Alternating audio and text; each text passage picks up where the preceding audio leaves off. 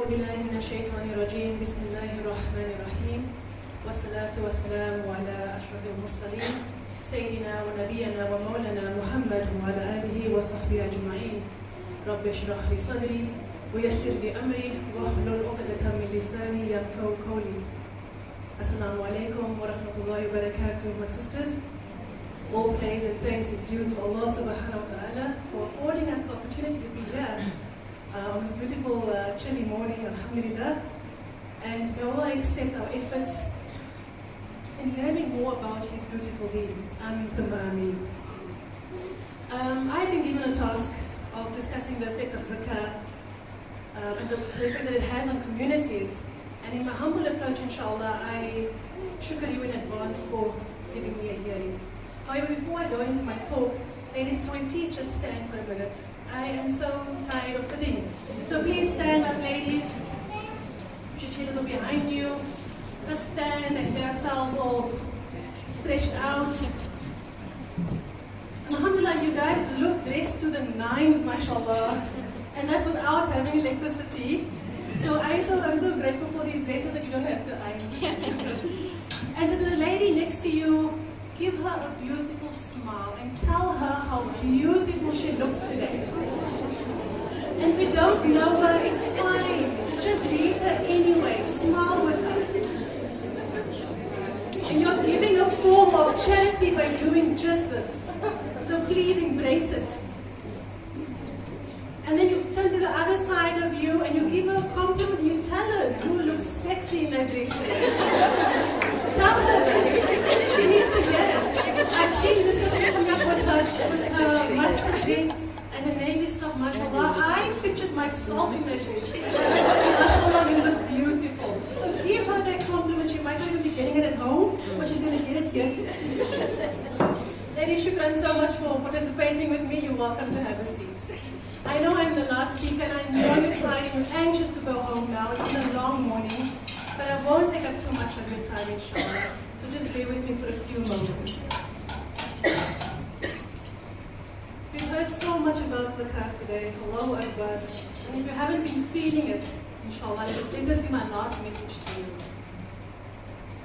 So man is a social being, social animal. And so he needs to live in the society. You cannot do without it.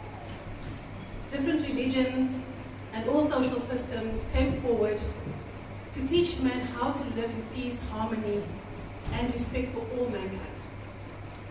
Islam, amongst all religions, gives a complete code of life. And it deals with all aspects of an individual's personal and social life, such as your spiritual, your moral, and social, economical. The Islamic system of worship is not confined to a mere set of rituals. Rather, it embodies complete obedience to Allah and peaceful relations with human beings. And as we have come to here, we will see that Zakaah, on the one hand, it purifies the giver's soul and it draws him closer to Allah. And on the other hand, it produces in him feelings of love, brotherhood, and generosity. So just as an example, you manage to greet the person next to you and you compliment the person. Besides giving the compliment, how did you feel? You felt that emotion of generosity. You were generous, alhamdulillah. So these humble, loving, and caring fellows then collaborate to make a better human society. And therefore, Zakaah does not only have an effect on the giver, which he understands, which allows him to understand the needs of others, but it also has an effect on the person receiving, which allows a community to grow as a whole, without distinct difference between wealthy and poor. Zakaah provides the basis of Islamic social welfare and plays the role of solving poverty, unemployment, indebtedness, and inequitable income distribution in a Muslim society, both at family, community, as well as state levels. So although it is argued that Zakaah alone cannot provide cure to all socio-economic problems in the society, and therefore it has to be complemented with other wealth redistributed agents, nonetheless, it is unanimously agreed that Zakaah is primed and that it plays the most vital role in equitable distribution of wealth in any society. objective of Zakaah is to eliminate poverty and desire for personal accumulation at any cost, and to encourage socially orientated behavior. Thus, even if we look at our local organizations and how Zakaah is distributed, it is distributed not only by offering an easy solution like handing out parcels. It is also designed to uplift and empower communities through education and activity. We are reminded of the hadith of the Prophet ﷺ, whereby a Sahabi sought relief from the Baytul Mal. And when he came to the Prophet ﷺ, the Prophet had given him what he had requested. And then he came for the second day, and the Prophet again gave him what he had requested. And by the third day, however, instead of just giving him what he had wanted, which was a sort of a handout of food and nourishment, he gave him an axe, taught him to cut the wood, and then how to create a business to sustain himself and his family. And so we are all very familiar with the quote that you give a man a fish and you feed him for a day, but you teach a man how to fish and you feed him for a lifetime. The foundation of Zakaah is justice, and the principles underlying Zakaah support both private ownership and commercial capital. Islam stands for complete eradication of poverty to ensure the fulfillment of the basic needs of all. It further declares the principle of the poor having a right of the wealthy through the system of Zakaah. And Zakaah serves as a unique mechanism of compulsory transfers of incomes and wealth to the haves, to the don't-haves in the community. Through Zakaah, every individual in the society is assured a minimum means of livelihood which provides social security within a Muslim community. And throughout history, whenever Muslims applied it as ordained by Sharia, the commendable and splendid objectives of Zakaah were fulfilled. I want to narrate a story, and I know I do not have a lot of time, but I want to narrate a story of a Sahaba by the name of Tha'laba ibn Hatib al-Ansari. So he was a Sahaba in the time of the Prophet ﷺ. And he came to the Prophet one day, and he said to the Prophet, "O Prophet, please make dua for me by Allah. Ask Allah for wealth. I need wealth in my life." And the Prophet ﷺ replied to him and said to him, "Rather be grateful for the little that you have and to ask for something that you require great responsibility for." And Tha'laba goes away, and he comes back the next day. And he asks the Prophet exactly the same request. And again the Prophet replies to him in the same manner. But third time he comes to the Prophet. Says, "Prophet, Ya Allah, I need this. I need to have some wealth. And I promise I will fulfill my duties towards it." And the Prophet ﷺ makes dua for him.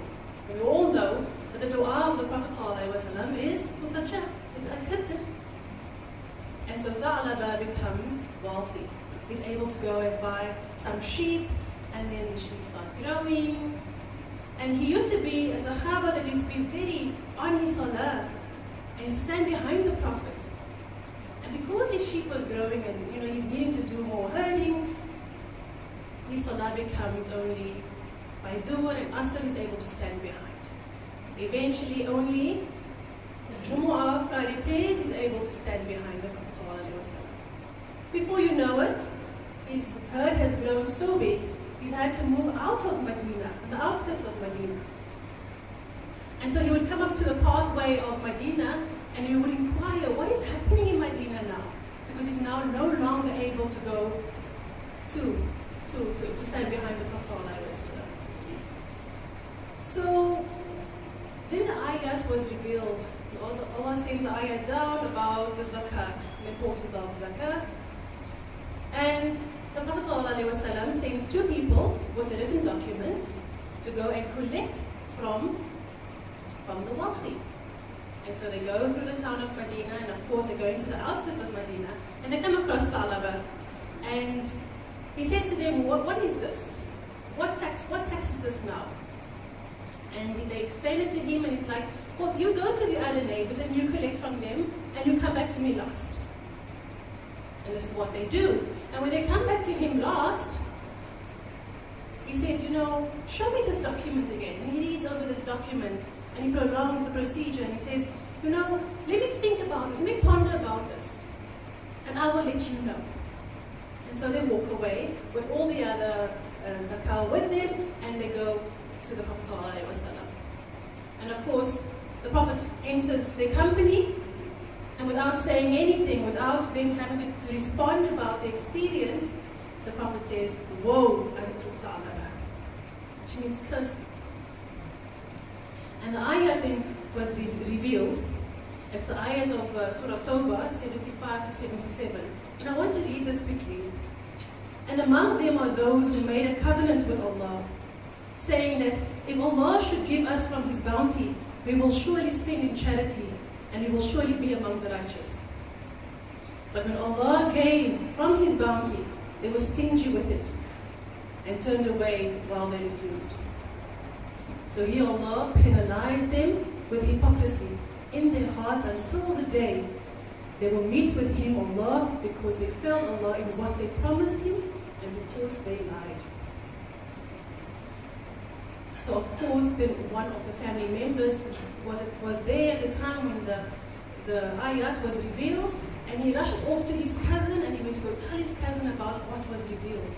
And Tha'laba, very nervous and anxious, he goes to the Prophet and he says, Prophet of Allah, please accept my zakah. By that time, the Prophet said, Allah has ordered me not to accept your zakah. And so, when the Prophet ﷺ had died, he then goes to Sayyidina Abu Bakr. And he too refuses his zakah. And then he follows suit to go to Sayyidina Umar's. At the time of the Khalif of Sayyidina Umar, he goes and approaches him and asks him to accept his zakah. And there also, Sayyidina Umar does not accept it. And in the time of the Khalif of Sayyidina Uthman, it was a time where he died in that sort of Khalif. At that time, Sayyidina Uthman also did not receive zakah. He received his zakah. And so he died as a disbeliever. He died having rejected his deen. Allahu Akbar. There are many lessons that I could take away from the story I have just narrated to you.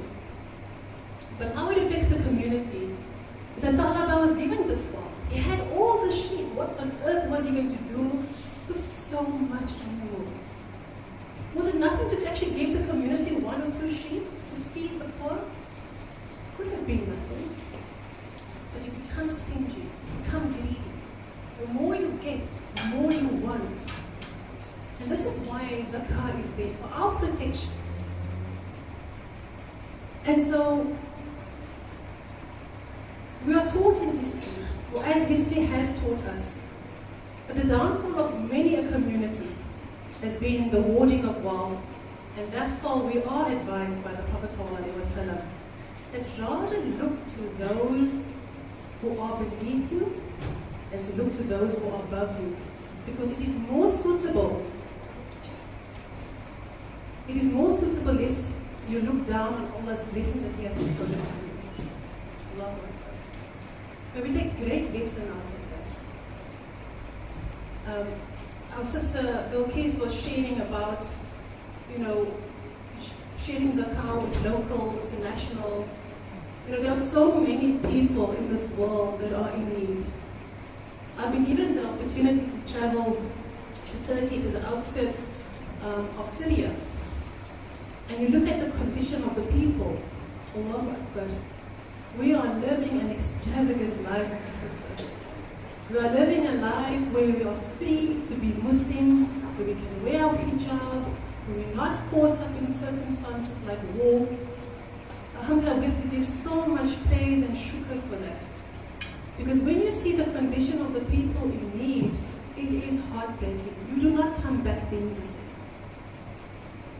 And so, do educate yourself. Find out more about what is happening around us. Let us not live in a bubble. Because often we do. We don't know that our neighbor, because our walls are so high, we don't even know what is happening right next door with our neighbors. If they are struggling or not. Lord Allah grant us understanding of all the information and the beautiful ayat the Quran has offered us today. May He grant us understanding of the stories related by the story like Ta'laba. May He grant us understanding on how to be better Muslim to fulfill all the pillars of Iman, inshallah. I greet you with love and peace, and I wish you a safe journey home to your beloved families. And have a wonderful weekend ahead of you, inshallah. It was really lovely to be in your company. Jazakallah so much for the invitation. Assalamu alaikum wa rahmatullahi wa barakatuh.